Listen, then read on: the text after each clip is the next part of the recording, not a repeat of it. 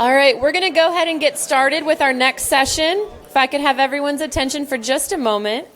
So for those of you that are just joining us, welcome. For those that have been with us all morning, we're so glad to have you still here with us. My name is Jennifer Strapay. I'm happy to serve as the president of the University of Rochester School of Medicine and Dentistry Alumni Council. I graduated from the University of Rochester in 2016 with my PhD, and it's really wonderful to be with you all during this Meliora Weekend. So thank you for attending our lecture this morning. We are really honored to have Dr. Richard Locksley, class of 1976, MD, and the 2019 Distinguished Alumnus Award recipient to give this afternoon's lecture. Dr. Locksley trained in infectious diseases at the University of Washington. He served 18 years as the chief of the Division of Infectious Diseases at the University of California, San Francisco Medical Center. And currently, he is a Howard Hughes Medical Institute investigator, the director of the Sandler Asthma Basic Research Center, and professor of medicine and microbiology and immunology, all at UCSF. He is a fellow of the American Academy of Arts and Sciences, and it's really a humbling opportunity and an honor to have him with us this afternoon. So please join me in giving a warm welcome to Dr. Locksley.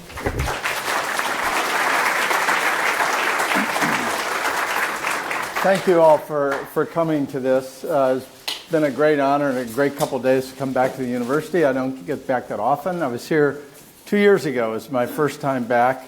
I think in this auditorium in an MSTP lecture, it snowed, I think, 2 feet on April the 6th. And I remembered why I went to California when I left the University of Rochester. So I'm going to tell you a little bit about how I ended up as an infectious disease doctor studying allergy and asthma and why that got my interest. But what the underlying theme of this is really that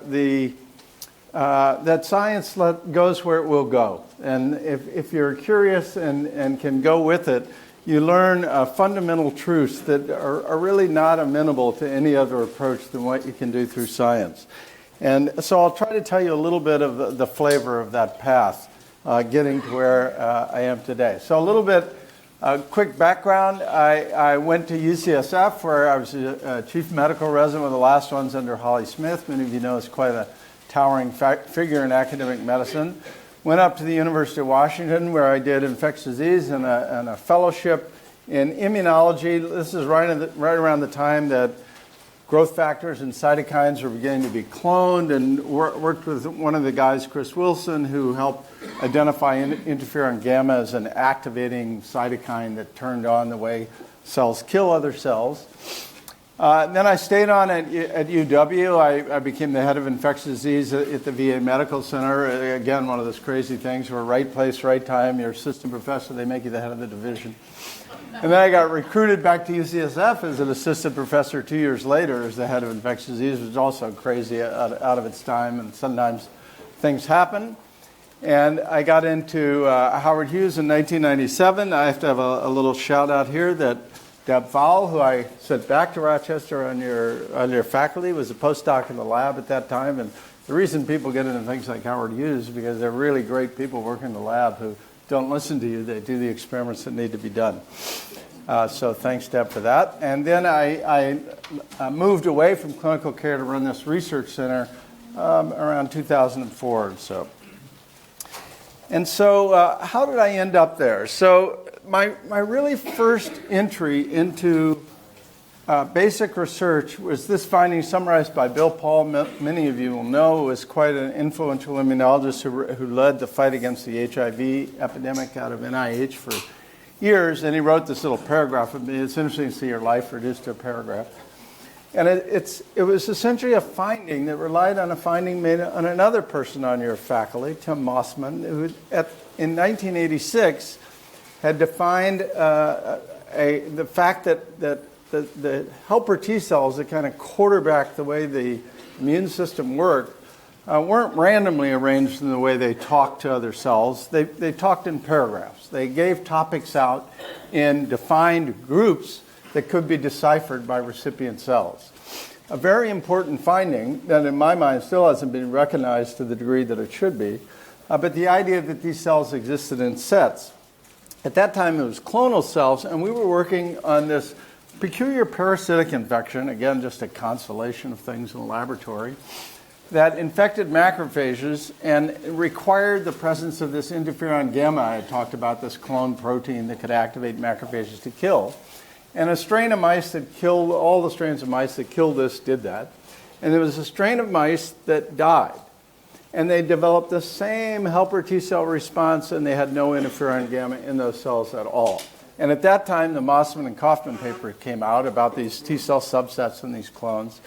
And this is a different time in research. I could drive down to DNAX, which they were working at a biotechnology company owned by Schering Plough back then, cloning lots and lots of cytokines. IL-4 at that time was known as BSF1, some other names as well. We went down there, got the probe. Can you imagine today it'd be 18 MTAs, days of patent protection, lawyers changing the language. I finally just cloned it myself before I go through all the problems. But these are the early days, so it took a lot of time.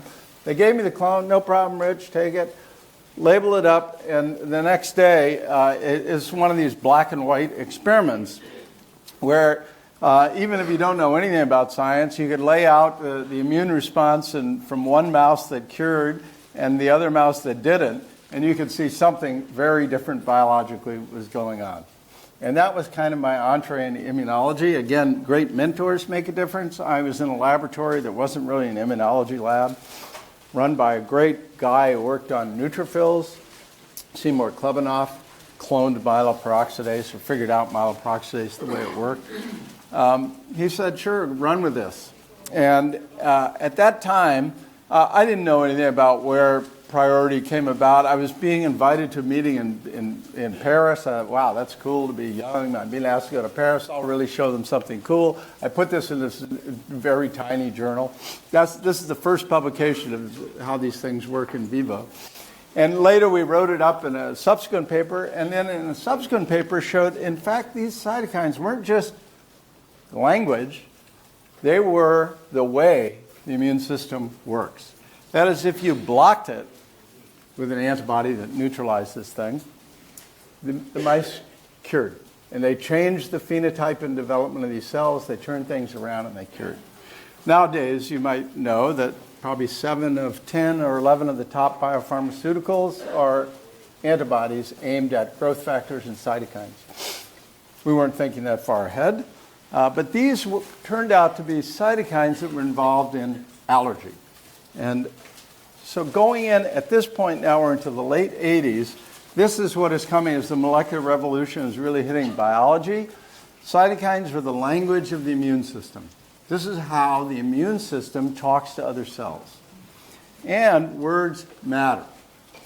What they say is really important to the outcome. In the case of this esoteric mouse infection we were studying, it was kind of foot up, foot down. And of course, we know with humans now that contrary to a lot of things I was taught in medical school that, well, I got some bad organism in my gut. No, it's a pathogen in the gut and the genetic background of the host that determines what happens. So words matter.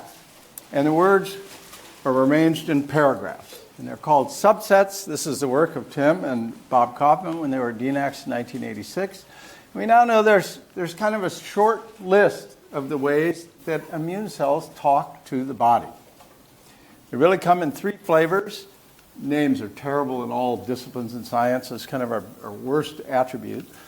The IL-17 producing cells call in neutrophils. When you get an acute injury and you need to repair tissue, these cells are activated to recruit in cells to fight the infection.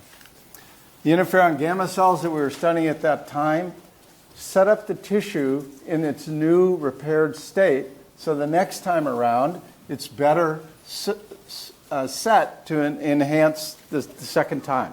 So that's the memory component. The tissue is reset at a new level. And then there was these regulatory cells that came out a little later. Deb Fowle worked on these years ago when she was a graduate student. These cells that kind of control the adaptive immune cells, because T cell receptors and B cell receptors are promiscuous. They see shapes. They could see a food allergen as easily as they can see a self-allergen. So that's the problem with, and you need these regulatory cells. If you knock those out of the body, humans die at birth of a disease called scurfy. So you need regulatory cells to control these cells with receptors.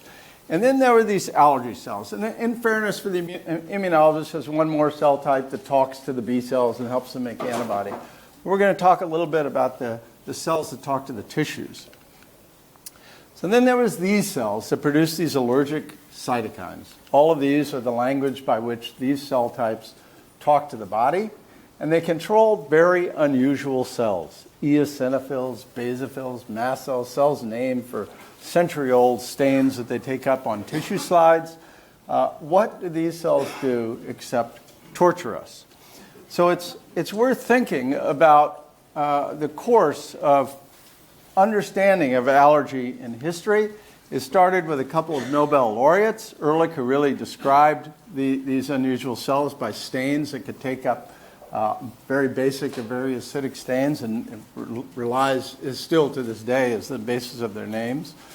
Richet in 1913 wrote up anaphylaxis. Some of the very first Nobel Prizes, you may know, went for prophylaxis, that is, immunization and serum therapy. Absolute remarkable advancements at the turn of the century, and kicked off the Nobel Prize, Metchnikoff and others.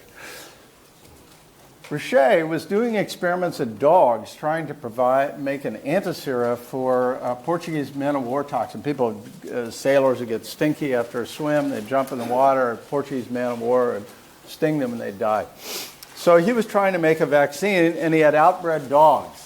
And they would, like the prophylaxis worked, you would gun in a little bit of the toxin, a little bit, and a month later, they would be immune. Because then now we know you build up antibodies, and that's how you gain immunity. That's why we all get a flu shot every year.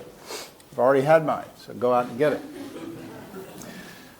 The Richet had his outbred dogs, and the 8th dog that he did, he gave a little dose, and he gave a second little dose, and the animal went feet up, gagged, went into anaphylactic shock, dropped its blood pressure and temperature, and died. To the consternation of my students, who remind me of this all the time, Richet wrote up 8 dogs, 1 paper in Nature, Nobel Prize. Why do I have to repeat that experiment? Richet didn't do that, but times have changed. It's no longer 8 things and a trendy name like anaphylaxis. You got to do more. And then some of the experiments you just hold your breath over. Prostnitz and Kushner were kind of lab mates. One was highly allergic to fish. He took his serum, injected in the arm of his bench partner. He ate a fish, and he started getting urticaria on his arm. Incredible. Can you imagine how much else you could transmit through that needle? These are the pioneers. They really set the stage for the molecular revolution. That went on to demonstrate that the transferable factor was IgE, this very peculiar immunoglobulin. They usually has very low avidity against environmental things and don't cause a problem, but really leads to food allergy, anaphylaxis, all the things we're talking about in allergy by cross-linking basophils and mast cells, leading to their explosive degranulation when you eat a peanut if you're allergic to peanuts.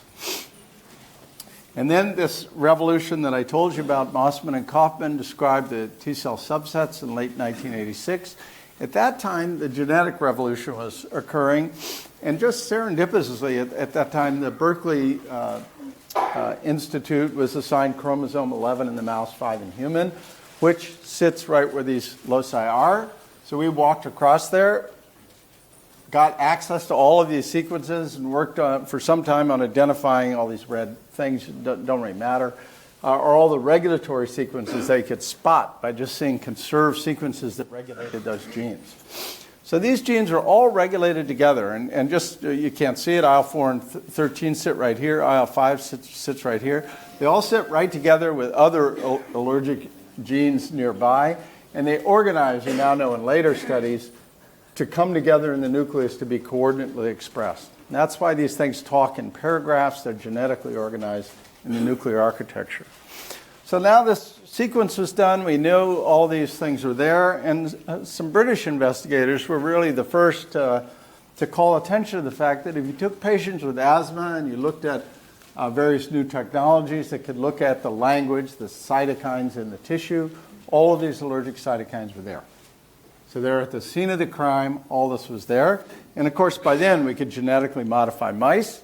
So we people were knocking them out, knocking all three out, and now with CRISPR you can do remarkable things to very, very quickly modify the mouse genome. And it was known if you took these things out by a number of labs, you attenuated remarkably many of the aspects of allergy. And it's come full round to the human experiment now, where antibodies to IL-5, IL-13, IgE, and IL-4 receptor alpha is a receptor that's common to IL-4 and IL-13 that do the heavy lifting in asthma, are all in humans. All have efficacy in various allergic diseases, in various allergy and asthma. So what's wrong with this story? So everything's great, but everything you know about the immune system, like I was told when I was here at Rochester as a student, was that the immune system evolved to protect us against pathogens, and it evolved to make us get better. And here is something seemingly evolved. I can tell you these genes are set up this way in every vertebrate genome. They don't predate vertebrate genomes. They don't predate the RAG genes, the genes that make T and B cells. But they're not in the lamprey for the aficionados that has a different receptor system. This evolved with adaptive immunity. So things evolve for purpose. They evolve for things that you need. They don't evolve to torture you. You could imagine if you had bad reactions to a peanut and died, this would have been mutated out of the genome of vertebrates a long time ago. So with that in mind, this just bugged me. We had been taught all these things about the immune system, and this seemed crazy. Now, the second thing about the craziness of asthma and allergy is this cannot be genetic. It doesn't mean there aren't genetic things that make the canary in the coal mine, that's for sure. But the prevalence of allergic diseases is going up faster than any genetic information could be mutated and transferred across the population. It just can't happen. It has to be environmental on the background of our genomes. Whatever is driving the epidemic of allergy and asthma, this goes beyond genetic interpretation. This has invaded our genomes. It's too prevalent. If you go into some high-density inner city areas in West Coast, East Coast, any highly developed urban areas, you can hit 40%, 50% of kids with atopic dermatitis before they're 5 or 6 years old. Every kid has an inhaler. I worked on my kids' cross-country team for a while, coached for a while, and I would do the mile splits and time kids as they came through, and I would just routinely put 8 inhalers in my back pocket. And kids that come through, as you know, asthma a lot gets turned on by cold air and by allergy, and I would just hand out inhalers as kids were wheezing by a minute off their times because they forgot their inhalers. So it's very prevalent. I ate a peanut butter sandwich when I went to school every day from grade 4 to grade 7. I know that's weird, but all kids are weird at some point. By the time my kids went to school, it was outlawed. So this is not genetics. This is because of the prevalence of food allergy. Peanuts were off the table. So absolutely remarkable. So this provoked all kinds of thoughts and thinking, and one that really hit the lay press the most is what's called the hygiene hypothesis. The idea is we came out of Africa, we radiated out of the world, we were evolved in caves and crawling around the savannah, and now we're walking around in shoes and socks and vaccines. And all of the major infectious childhood diseases were falling in prevalence and incidence in developing countries. And yet all of the inflammatory and autoimmune diseases, like IBD and Crohn's disease or ulcerative colitis, multiple sclerosis, type 1 diabetes, and asthma were going up precipitously. So this inverse relationship with developing countries and the appearance of these diseases. Despite that, it's a theory, and there are a lot of kind of papers out there claiming that if you, and I don't dispute this, I didn't do these studies, but if you eat dust from a farm, you're very young, your immune system, you don't get allergic. But if you're East-West Germany was probably the biggest example of this. When they reunified East-West Germany, the pollution and coal were horrible on the east side, and the west side was all developed and all this. The incidence of allergy was over tenfold higher on the west side. So clearly there was something that we weren't paying attention to. And that being said, it was a kind of ill-defined kind of hypothesis. has to do with maybe you're exposed to things at different times, and there may be a truth to some of that. Now, the second time that I hit against asthma was 2010. And at that time, our lab and 2 other labs discovered what are now called ILC2s, innate lymphoid cell group 2. Again, nomenclature nonsensical. But what this was the last of a series of 3 innate lymphoid cells that for the most part sit in the tissues. The one that really doesn't is the circulating NK cell, which is probably the first and the most famous of these innate lymphoid cells, that sit in tissues and produce large amounts of cytokines. And remarkably, the cytokines they produced were precisely grouped like the cytokines that those T-cell subsets produced. That is, there was only 3 ways that immune cells talk to tissues in the body. And they talked innately that way, meaning these cells don't have receptors that bugger up the works. Once you have a receptor on there, a promiscuous shape-detecting thing, it can see a peanut, it can see measles virus, it can see anything. And of course, it's clonally selected. We know it was Nobel Prize later, and Lasker this year for T and B cell discovery, way overdue. These cells just see shapes, and if they're not regulated properly, you get into trouble. But these cells don't see shapes. They just pour out these cytokines, and they respond to perturbations in the tissue where they sit. That is, they're integrated into tissue functionality in ways that we don't think about the immune system. We all think the immune system works in infectious diseases and protects us against measles and polio. And here are cells with no receptors that make precisely the same patterns I was telling you about. Acute perturbation, call in pus cells, clean up the mess.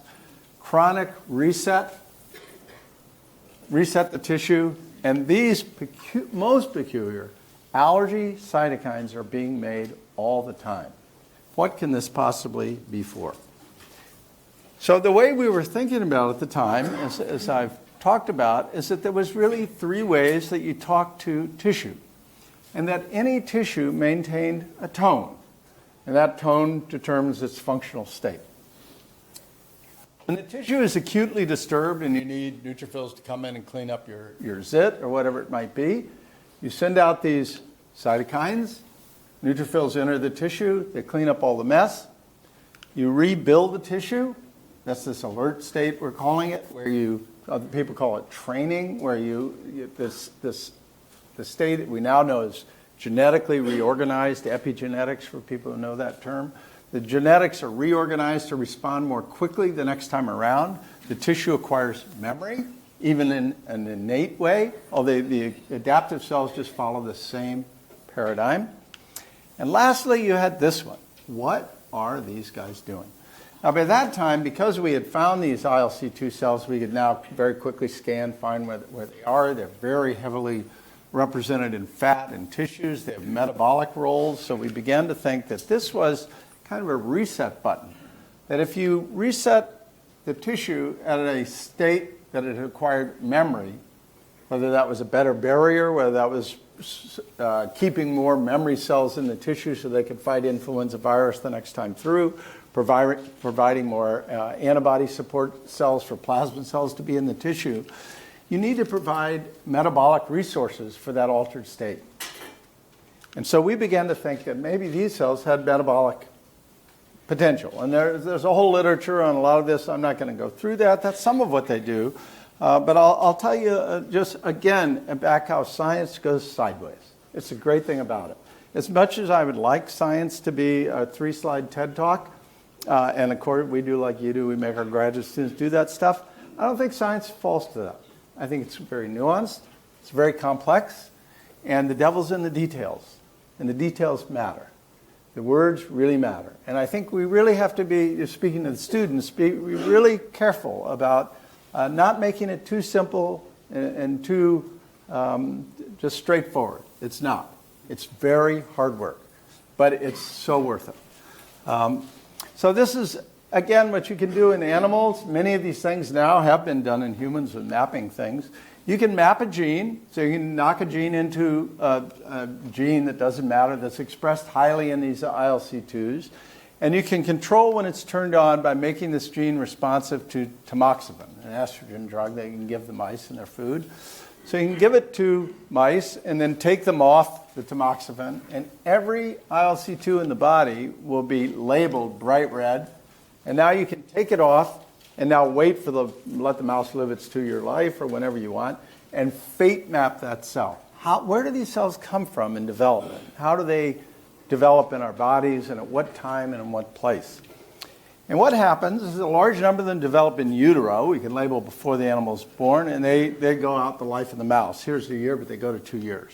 And about a third of all the ILCs in your body are derived in utero. All the rest are derived in utero, although they haven't taken on their lineage-defining characteristics yet. They massively expand at birth in the tissues, right where they're going to be and work their whole life, and they last for your life. And then some, as tissues become perturbed and become damaged over life, they get replaced by our bone marrows, which, as all of you know, are the important resource for hematopoietic cells through the rest of our lives.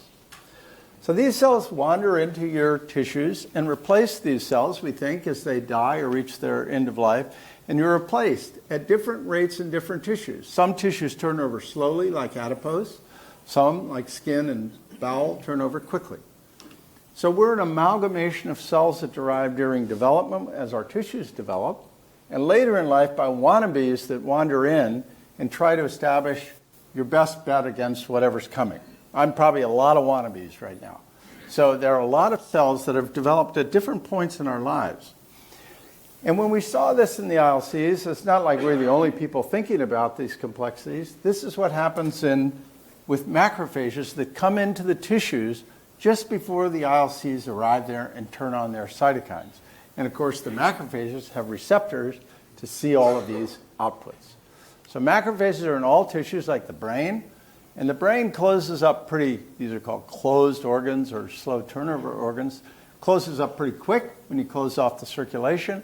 All of your brain microglia, all of those macrophages, as I'm sitting up to talk to you, are derived in utero. They're the ones that prune synapses, confirm memory, make sure that transmission is maintained, work on memory at night. All of those cells derived from when I was in utero. Now, I do my best. Things happen. I'm sure I shut down now and again as things begin to be a little less clear, some memory gets lost. And cells in the bone marrow will come into damaged areas and replace microglia, these specialized macrophages. They even had different names. The pathologists noticed very early on, Kupffer cells in the liver look very different than alveolar macrophages in the lung, than microglia in the brain. These develop in the tissue, and they do very specific things to those tissues. So all of your brain microglia are in a mouse anywhere, and much the same is true in the human now that you can do these things. In the lung and liver, almost all of them are from the fetal liver, that point at when hematopoiesis moves to the liver. And then there are other tissues that turn over quickly, like skin and gut, where replacement over time comes from bone marrow cells. So we're a mix of tissues, some of which are derived very early in development, some middling, and some late. And lo and behold, macrophages go into tissue with receptors to see the output of these 3 cell types I'm telling you about. And then these innate lymphoid cells undergo massive proliferation post-birth and develop. Now, when you think about differentiation, we tend to think of ourselves as coming out pretty differentiated. I mean, you can tell a kid isn't an adult, for sure. But we don't think of the basic body parts as differentiating so quickly over those time periods post-birth. But I'll give you an example of that outside the immune system. And this is myopia. So this is endemic. You would never see a picture like this in Beijing where everybody is wearing glasses if you looked at even in the early 50s. And why is that? When you're born, you're setting the focal length back to the macula, where you're going to see things very crystal clear, by your ability to concentrate on the spectral light, of white light from our sun through our atmosphere on the horizon. So you go out, you open your eyes, and you focus on the horizon in the normal spectral intensity, and that sets the matrix, the macrophages, the tension they pull to control the convexity of the eyeball and set up your vision. But we don't do that anymore. Kids look at computer screens. They're parked in front of a TV. They have 10,000 slathered things on their skin so they don't get a melanoma by age 7. They are covered from the sun. They never focus on the horizon. There's too many buildings everywhere. We don't focus our eyes the way evolution evolved us to focus our eyes. And everybody gets nearsighted. And that's a completely preventable disease. You have to take your kid out for the first 4 years of life and have them look at the horizon. But it doesn't, things change, it doesn't happen, but it's a developmental window. Once it's set, I can't back up and have them look at the horizon. Your vision's not going to get any better. You have a window of time. And when that window goes by, that functionality is set. And it's deeply ingrained in the way we evolved to get out and look at light at the horizon. So that's an example. So now we use these new technologies. I'll be maybe 10 more minutes. I don't know what our schedule is, but am I close to schedule? So now with existing technologies, you can now take single cells, these single ILC2s, out of every tissue and sequence them and ask, what are they expressing? And what you get is homunculus. Here I'm showing skin, bone marrow, fat, lung, gut, small intestine. And what you see is they express all different genes that are aligned with different tissues. That is, the way they interact with the tissue is very dependent on each tissue that they sit in. And we can look at that to give you clues. And I'll just give you one clue about what these cells evolved to do. So if you look in the gut, this is small intestine. If you just look next door in the cecum or in the stomach, you don't see this. They express this receptor, peculiarly named the 17 receptor for the cytokine IL-25. That's crazy. They express a receptor.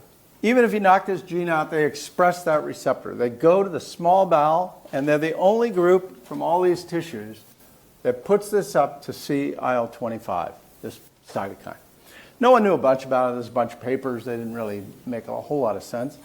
And so with that in mind, you can put a fluorescent marker into that gene and ask, who makes those cells? And look in the small intestine, and there's just a few little green dots. This is a rolled up small intestine, few green dots. And now we challenge that animal with a parasitic helmet that induces this type of response. And this is the kind of experiment where you don't need statistics, you don't need any of that stuff. Something happened. There are now a lot of cells making IL-25. So that was interesting. We knew these were some secretory type. Many of you know this is the villus of the intestine. This is an absolutely remarkable organ. And this is why science is so great. The next thing you know, you're off in something you never even heard of. And then I remember, I did study that at Rochester at one time. So here's the intestine. You go down from proximal to distal, and you have these wonderful, delicate villi that create amazing surface area to get all the nutrients we need. So this is our critical interface with the outside world, right? Without this, you can't live. And you go down, they get smaller, smaller, smaller. Colon, obviously, no villi. We're getting water and free fatty acids in the colon. But all of your nutrients come in pretty much in small bowel. And all of the cells arrive from stem cells throughout your life in the very bottom of these crypts. And they come up and they run up these villi, and all 350 cells in that villus come out of a stem cell in the crypt. Every day these cells are cranking. They go up here. This is about 3.5, 4 days. They go up and they get expelled out at the tip, and all of us have millions and millions of cells in our colon every day and our stool every day that we put out. We've decided that maintaining this barrier is evolutionarily more important in renewing it from stem cells than sloughing off thousands and thousands of genes, of proteins in cell a day. So these cells go through a zone where they differentiate and they become absorptive cells that pull in nutrients, and different types of rare secretory cells, goblet cells that make the mucus that grow the bacteria, and Panna cells that protect the stem cells, and different cells that control motility. And this had to be, our IL-25 producing cell had to be one of these rare cells. And of course, we very quickly could rule that out. This enteroendocrine cell wasn't our cell. We had a bright red fluorescent protein in it. It wasn't a panicell down at the base of the crypt. It wasn't a goblet cell. It turned out, we went back to the books to find out what this was. This is a tough cell. Tough cells were first seen in pathology textbooks 60 years ago. No one knew what they did. They were noted in all vertebrates. They were very unusual cells because they reached into the lumen. So obviously, they look like some kind of sensory cell that could reach into the lumen. This is what they look like in the trachea. They're in all vertebrates. They've been seen in humans. They've been seen in rats, mice, camels, dogs. They arise from those stem cells in the crypt. They're in all mucosa.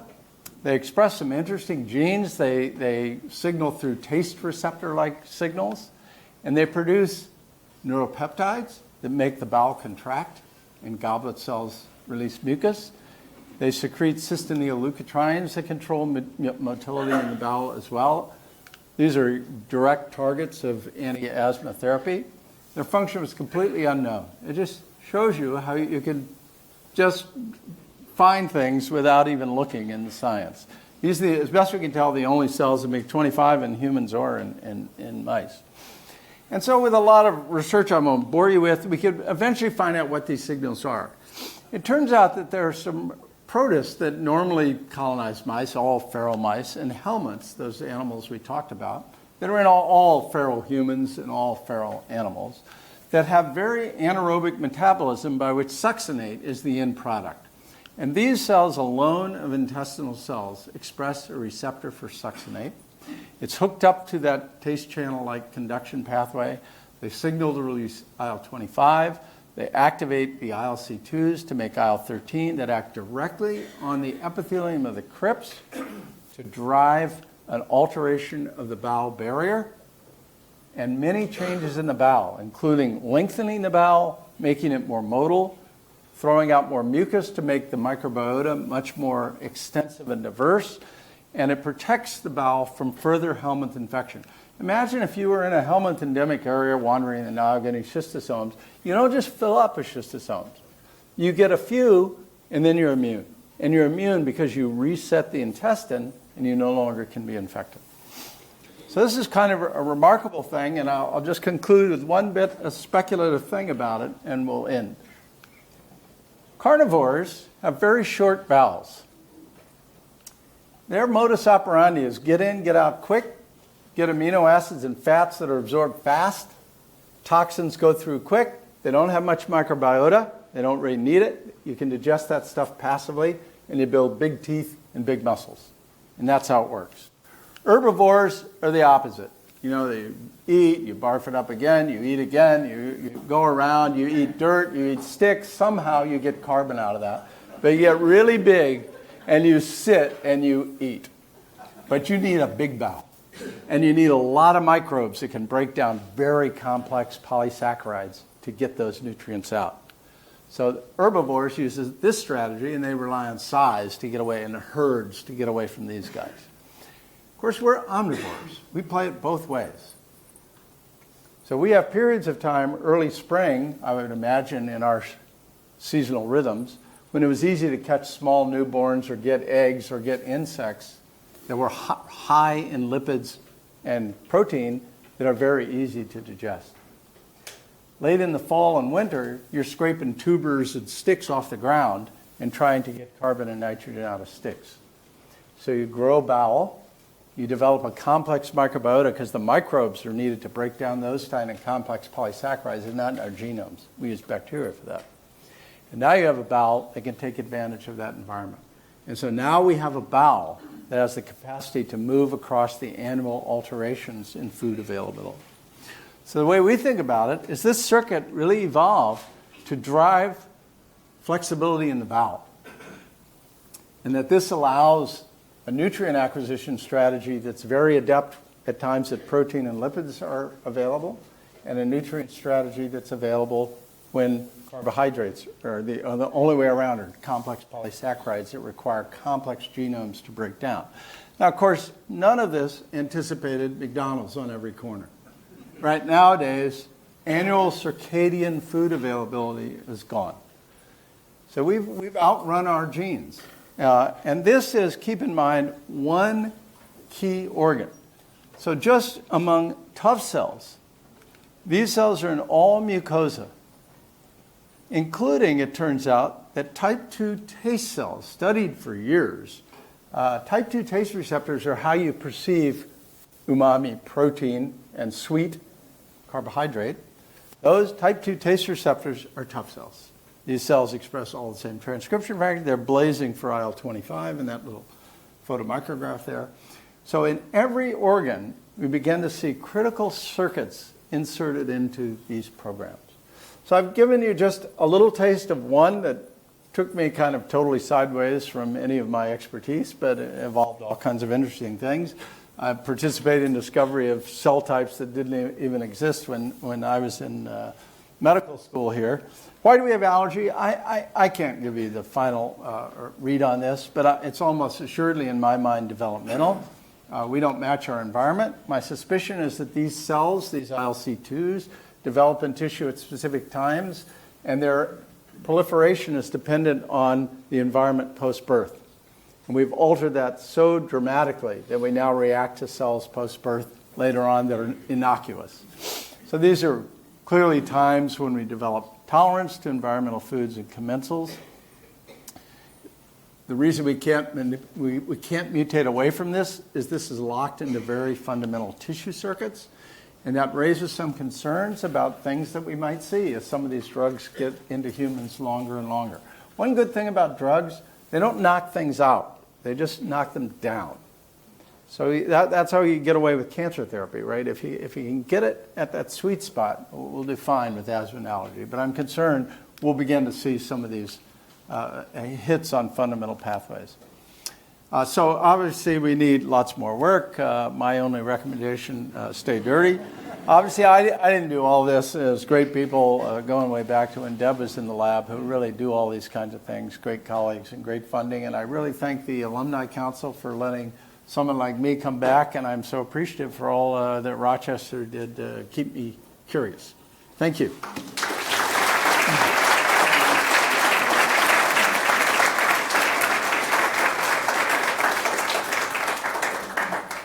We have time for a couple questions.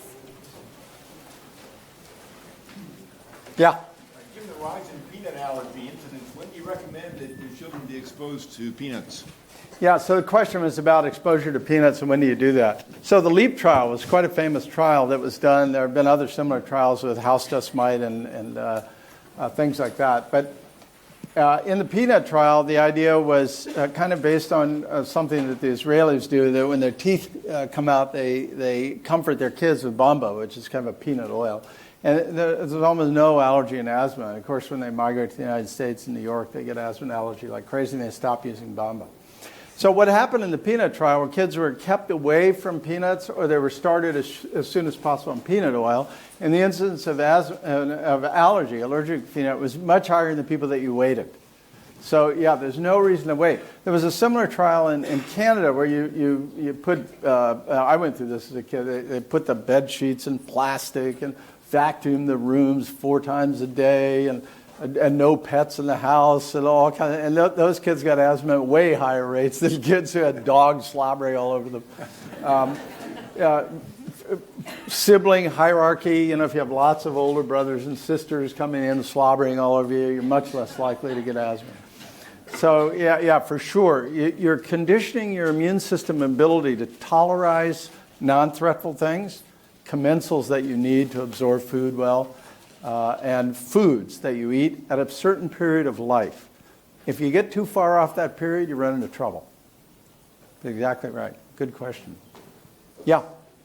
Do you think that the ILCs and their cognate TH subsets do substitute for one another, or do you think that if we could knock off one cell population, we could actually try to help resolve it?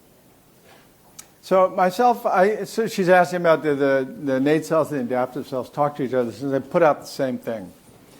I think they do. I think they live in the same survival spaces. So the big movement in immunology now is it's all in the tissues, and all the study of lymph nodes and blood and bone marrow is really all the immature cells that are kind of interesting but don't really do anything. And it's the cells in the tissue that really are doing all the heavy lifting. And I think they compete for the same niches for survival factors. And if you have another way to stay alive, a receptor, you win out, particularly for things like dormant infections like herpes viruses, TB, things like that. So, yeah, I do think they compete, and I think that may be what determines some of the lifespan issues. You know, very interesting to think about senescence and aging as a turnover point of some of these cells in peripheral tissues. They begin to break down from some of their functions.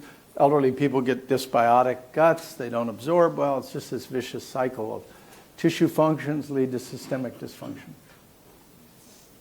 Yep. So we have a lot in common, including Holly Smith, UCSF, Rochester Med, and Ava Ma. I must know you. And I'm sure you know Susan Lynch by now, and I probably do. collaborate with her. Yes. So there was a little talk before this about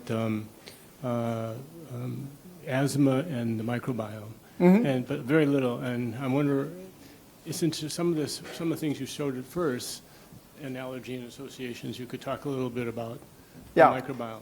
So the microbiome is a very important extension of our body, right? And you always see more cells in the human body and all that kind of stuff.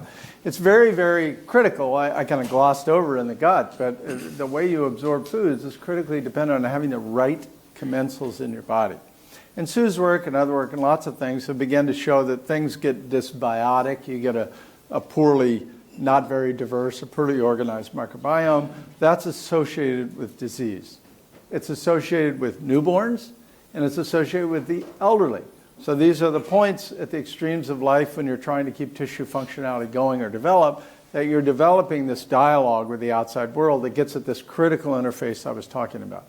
So there have been a number of studies showing that people get asthma, have a dysbiotic microbiota, and things get wrong. How many of these things are causal versus associative? Very hard to know. And as you probably know, an approved FDA therapy for C. diff is to give back some fecal contents and to get people's flora back to normal, and that works better than a drug. And I know as an infectious disease person, the biggest risk for infectious disease is antibiotics. So it's no question the microbiota is very, very important. And there's a lot of struggle going on with causality, association, but there's no question that you can see that interface. Probably the biggest interface in our body with the outside world is the bowel, with the outside world, and that's where the microbiota is most concentrated. It's a very sensitive indicator when things are going awry. Let's go here and here. In 1973, I was at NIH doing research on cholera, and I took a course in immunology. And at that time, T cells and B cells and helper and killer cells had been all discovered. And the instructor in the course said he felt sorry for us because he felt there was no future in immunology and everything had been discovered already. So, we had Alaska for immunotherapy of cancer, and I'm sure you're doing CAR T cell therapy here in the Wilmot Center. And these are remarkable, remarkable times. And I joke sometimes with when the lay press calls and wants some spin on this, that, or the other thing. Just like I show you, don't do those three talk TED Talks. You can't help it. Is that one day you might send macrophages into the back of your eye and program them with some proteases, redo the matrix, and correct your vision, and get rid of your glasses, and give you 20/20 vision with an injection of cells. And I think that's going to happen. Biohacking these cells and taking them in and reprogramming functionality is going to happen, and that's what CAR T cells do. But this is going to go way beyond CAR T cells. Maybe a couple more. Yeah. With respect to the cells that don't have receptors but produce IL, what about brain tissue and the issue of glial inflammation? How's that all come together? Yeah, so no cell exists alone, right? So all of these cells have receptors to see the tissue they're in and an output to affect the perturbation. So, and everything is driven by homeostatic Walter Cannon, layer. You can only get so far one way or the other before you get into pathology. So glial cells are very important in talking to the macrophage population, to the stromal population, to the neurons themselves, all of the astrocytes, all of these cells interact. I'm not sure if you took out any cell, you would have problems. But sometimes you can get one piece of that language targeted. And there's a lot of interest in targeting microglia for neurodegenerative disease, for instance, in targeting some of these very pathways I've talked about, and to go in and interrupt that circuit. Because sometimes those circuits are feed forward. They try to restore homeostasis. They bring in another inflammatory cell. They don't get there. They bring in another inflammatory cell, and functionality gets compromised further and further, and you're kind of in a spiral. But yeah, absolutely, every cell matters. I'm totally convinced. So I have a two-part question. First is, how do you go from an acute tissue reaction to a chronic inflammation? And then conversely, how do we resolve that inflammation? Yeah, great question. So the acute inflammation is pretty straightforward. I think we know a lot of the things that happen, but you're basically going to mark the vasculature and get the most prevalent cell in our genomes, in our bloodstream, platelets and neutrophils, to coalesce around the damage and to supply a number of growth factors and cytokines to resolve the problem of the tissue. Whether it's eat the bacteria, whether it's kill the dead cells, whether it's take on a tumor, whatever it may be. So the upfront is easy. You're asking the more difficult question. So now what happens? So what happens is a sequence of events that has been well worked out by others, not me, converts the attraction of cells from short-lived neutrophils that cause a lot of damage, but also clean up a lot of mess, and many of which die, have relatively short half-life, to long-lived monocytes, those macrophages that are put down in development in the tissue and are required for cells to work, for tissues to work right. And so now you get a blood monocyte, and it migrates into a tissue, it reads the tissue cues, and it becomes a liver cell, or a lung cell, or a neural supportive cell. So it reads, these are remarkable cells, and why I think this is really going to be the decade of immunology. These cells read out everything from the neural system, neural network, to the cellular network to try to reestablish continuity and to resolve inflammation. Now, as you point out, not all those sequences are always known, and exactly the timing is absolutely critical.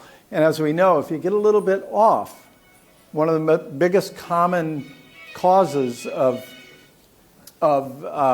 persistent tissue damage is fibrosis. Many terminal diseases in humans are complicated by fibrosis. When tissues can't get back, those signals still go out and more cells come in. And you can think of it as trying to scaffold a tissue together to work, and it can't get the two parts together. But if you build a collagen bridge, at least you can hold the parts that work together. Think of a chronic hepatitis and granulomas in the liver. So a lot of fibrosis is kind of the end game when you're giving up, when you just can't do it. Either senescence, the bone marrow can't support it with the monocyte load that's needed, or the damage is too great. It can't be met. Possibly, as an age-related thing, we're losing some of the network of cells that live there all the time, and they've begun to go. But that's a huge, important question as we face aging populations. And the three big killers, once you get past accidents and suicides, the big killers are atherosclerosis, cancer, and neurodegenerative disease. And these are just massive diseases of just chronic, persistent inflammation in tissues. So yeah, great question. Thank you so much, Dr. Locksley.